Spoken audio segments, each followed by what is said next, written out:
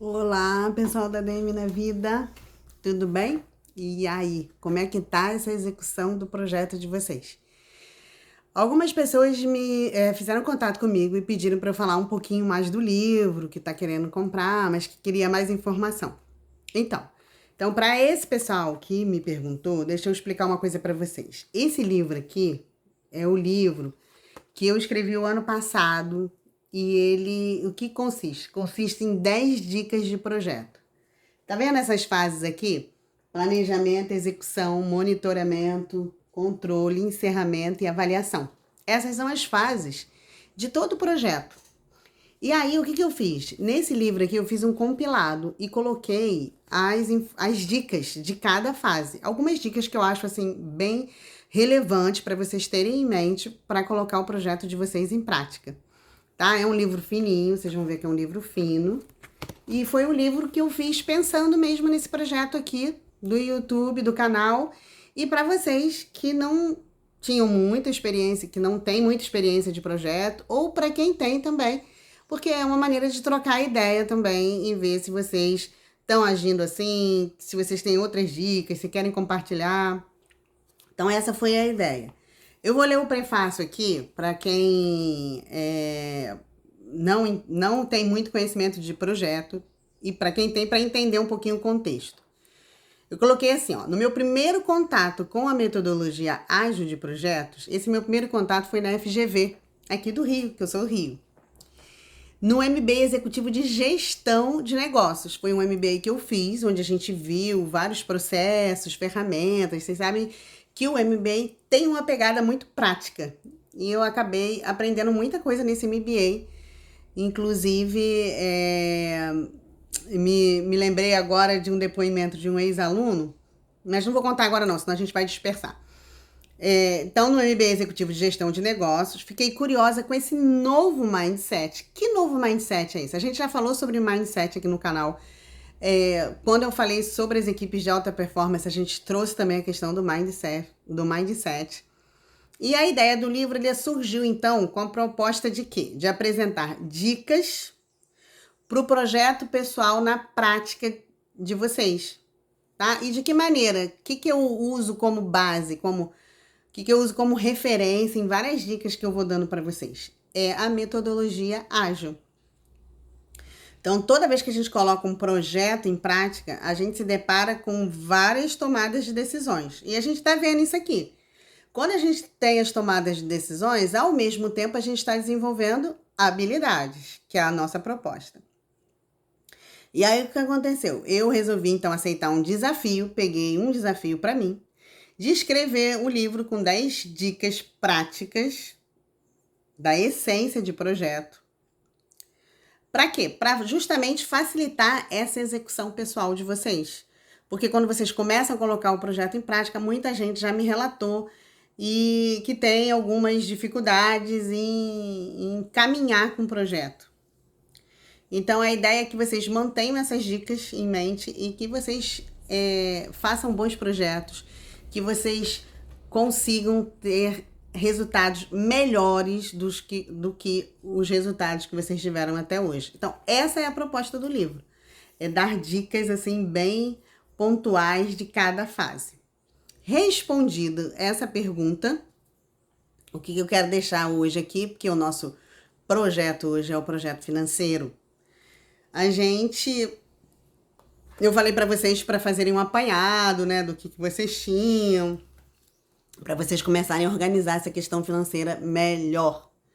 E aí a dica de hoje é o seguinte: faz uma análise do histórico de vocês financeiro.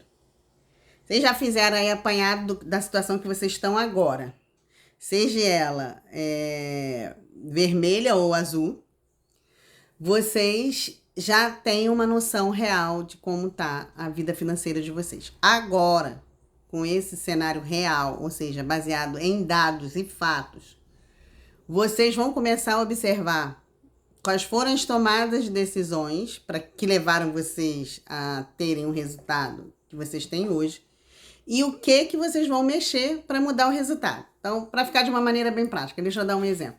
Você fez a sua análise e você viu que você sempre investiu a sua vida inteira em poupança. Ou você nunca poupou e guardou nenhum dinheiro, só gastou.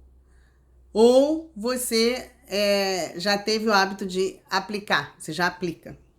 Então, o que você vai fazer agora? Se você já aplica em bolsa, né, B3 ou em outros ativos, você vai dar uma olhada e ver como é que está esse histórico de rendimento para você. Se você nunca aplicou, olha quanto que rendeu, por exemplo, a poupança e escolhe uma outra aplicação. Pode ser um tesouro direto, e normalmente você é livre de imposto, né? É tax free, e aí você, é mais seguro, já que se você tiver um perfil mais conservador. Lembra que aqui eu não tô dizendo o que vocês vão fazer. Eu tô dando algumas dicas, porque aqueles que tiverem pessoas próximas ou conhecidos, seria legal vocês conversarem com um consultor financeiro, porque ele vai poder te orientar muito melhor, fazendo uma análise desse apanhado todo que vocês fizeram de como vocês estão. Então a dica é, ou conversa com algum consultor financeiro, ou faz uma análise você mesmo de como é que foi até aqui e veja o que é possível fazer diferente. Por quê? Porque se vocês fizerem um investimento como vocês investiram até aqui, o resultado provavelmente vai ser próximo do que vocês tiveram até aqui. Então é legal pensar em novas alternativas. E tem uma outra coisa, a gente tem cenários cada vez mais diversificados e com a economia sempre vai mudando, então mesmo que o que você teve de resultado no passado não é garantia do futuro. O pessoal da área financeira sempre fala isso. E aí façam isso. Se não quiserem ir por essa área de investimentos, pensem o seguinte: que tipo de ação vocês podem estar realizando para gerar uma renda fixa, a gente chama de renda passiva, que vai somar, agregar aos resultados financeiros que você já tem. Isso também pode ser uma opção. Então, se você... Por exemplo, eu escrevi livro, né? O livro, ele não deixa, assim... Por mais que a gente venda livros, você tem um percentual que você dá para a editora, que é quem fica normalmente um valor maior, que tem impressão, tem tinta, aquela coisa toda. Vocês viram isso na playlist do livro. E você, como autor, pode escolher um percentual para você, um percentual baixo, até para poder ter um preço de venda de mercado que seja mais acessível para as pessoas. Ah, você vai ficar rico vendendo livro? Não, a ideia não é essa, mas você vai ter uma rendazinha também. Eu deixo aí a descrição no YouTube, ó, compre meu livro, se tiverem interesse, quiser saber mais sobre as dicas e tudo mais. O que é isso? Eu estou gerando uma renda passiva para mim. E o legal de livro, é o que eu já comentei com algumas pessoas, é que livro, direito do autor, você tem para você, e quando você não tiver mais por aqui, nesse plano terrestre, ainda fica para os seus filhos. Então, o livro, por exemplo, é uma excelente oportunidade de você gerar uma renda passiva, né? Não vai ser aquela coisa, né? As pessoas pensam às vezes, o escritor, o autor fica rico. Não é isso, gente. Definitivamente não é isso. Mas é muito legal, é prazeroso. E você tem também um rendimento. Por mais que ele seja pequeno, é um a mais. Então, são essas atitudes financeiras que a gente tem que ir pensando para a tomada de decisão.